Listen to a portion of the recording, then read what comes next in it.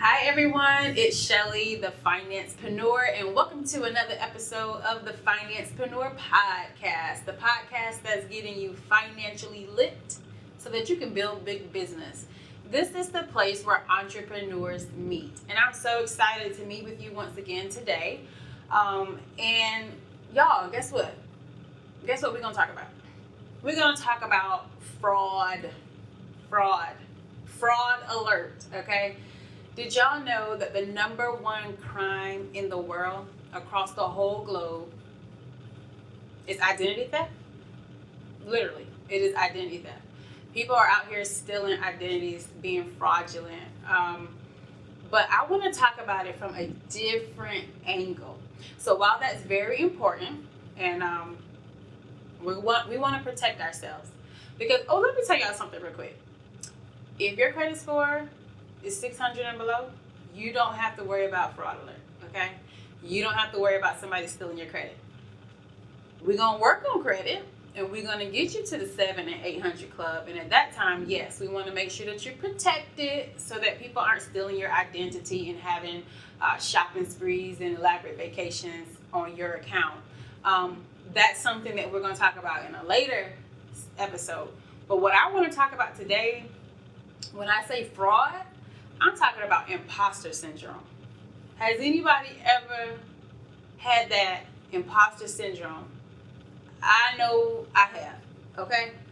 And it is real. Imposter syndrome is real. It is not a figment of your imagination. It is something that you feel in the depths of your soul. So let's talk about what imposter syndrome is, because for some of you, this might not necessarily be on your radar yet. Because I know that some of you are still working your 9 to 5 and you're side hustling, or entrepreneurship is something that you want to attain, but you haven't actually started working on it yet. So you might not have actually experienced imposter syndrome yet. But imposter syndrome, simply put, is feeling like when you start in your business, when you start on a new venture, something creative, when you start being innovative, you begin to feel like you don't belong, or you're not qualified. You begin to feel phony. I mean, really, fraud. You know, like, is somebody gonna find me out? Is somebody gonna realize that I really don't know what I'm talking about?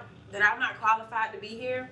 And everybody goes through it. And when I found that out, it made me feel so much better. I was listening to a TED Talk. I mean, this guy was like a multimillionaire, and he was still dealing with imposter syndrome.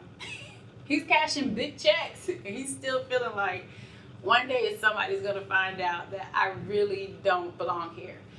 But you know what? If you're passionate about what you do, if you feel like it was a God-given calling, if it's a talent that you have or a skill that you hone, you belong there, right? You belong at the table. You belong in the presence of other people who are doing great things, and you have everything that you need to be qualified. You don't have to get permission from somebody else. Who said that you needed permission to do what you want to do? Nobody. So I'll give you an example. This is really when when I started to feel fraudulent, when imposter syndrome got real for me. So I have a dance company, Wired to Dance, and it's a convention where we bring in celebrity choreographers to help aspiring dancers and actors get training so they can go to the next level. I am not a dancer. I have never taken a dance class. Well, I did take a praise dance class for my church one time. But I'm not a trained dancer. That is nothing that I've ever done, never even aspired to do. But I got into the industry because of my younger sister. So Megan went to college, got a degree in dance and theater. And right before she was about to graduate, I was like, but what you gonna do for a real job? You know, and I started thinking about all the people who I've met in life who said, well, I used to be a dancer, but now they work at a bank. So I said, well, that's not gonna be your story. We're gonna do this big event. We're gonna find other people like you who wanna be a dancer. And I felt great about it because I was working alongside her, and she was the one with the industry connections. All right, well, she quit me, okay? She quit me. But I was so passionate about what we were doing that I kept the business going. Yeah, I kept doing it. So it's been 5 years now. Now, when I went out on my own, and started talking to people, trying to get sponsorships, trying to market. Didn't even know what I should have known. I'm just doing things blindsided. Do you think I felt fraud? I felt extremely, extremely out of pocket. It was like, y'all gonna know before the conversation's over that I don't know nothing. I don't even know the right terminology. I don't know how to do a proper ask. I don't have the right tools, resources, connections. I had nothing. But what I did have was tenacity. All right? What I did have was passion. What I did have was a set of skills that were business related. So at the end of the day, really, it didn't matter what industry I was working in. I knew how to market. I knew how to call people. I knew how to organize, administrate. And so I let the fact that I didn't know the dance industry hold me up for about 4 to 6 months. So for about 4 to 6 months, I was just paralyzed. It was like, I got this big event coming up. I've already paid deposits, but I don't know how to move forward. And then I had to get on a call with somebody to pull me up out the pits. Like, you got everything that you need to make this successful, right? So that's what I'm doing for you today. I'm pulling you up out the pits to let you know you have everything you need within you to make whatever you're doing successful. I don't care if it's teaching online classes. It could be, really, it could be anything. As long as you're doing it with good intention, as long as you're not trying to scam people, because y'all, let's talk about it.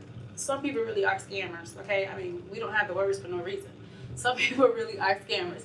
So if you a scammer, I'm not talking to you, all right? You need to go sit down somewhere. I'm talking to people who are genuinely passionate about what they're doing, who really have a call and a charge to help or make something happen, but they feel like they're not qualified.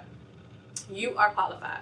You are enough, all right? You don't need permission from anyone, especially industry outsiders, because y'all ever notice that the greatest stories sometimes come from people who were outsiders, and they become disruptors in the industry. And so the beautiful thing about that is when you're an outsider, you don't know the traditions, the rituals. So you come in with a fresh perspective, a fresh new mindset. You're bringing things from another industry over, and that's how innovation happens, right? That's how creativity happens. That's how new things happen.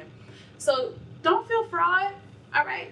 Tap into your greatness. Bring everything that you have to the table, because somebody is waiting for something that you have, that you specifically have. And we want to know exactly what that is, how you're going to make it manifest.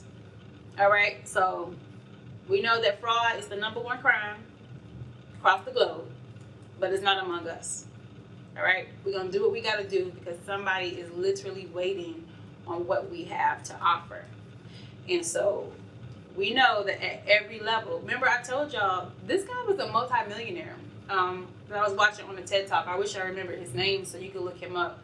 If I go and find it, I'll drop it in the show notes so that y'all can see his TED Talk. But at every level of his, you know what? I think it might be the guy from Tesla, actually, because he's a disruptor. He's doing something different, right? Doing something different in the automobile industry that had never been done before. And they're making waves and making changes. But at any rate, every level of greatness that he got to, the next level he began to feel fraudulent, because it was pushing him out of his comfort zone.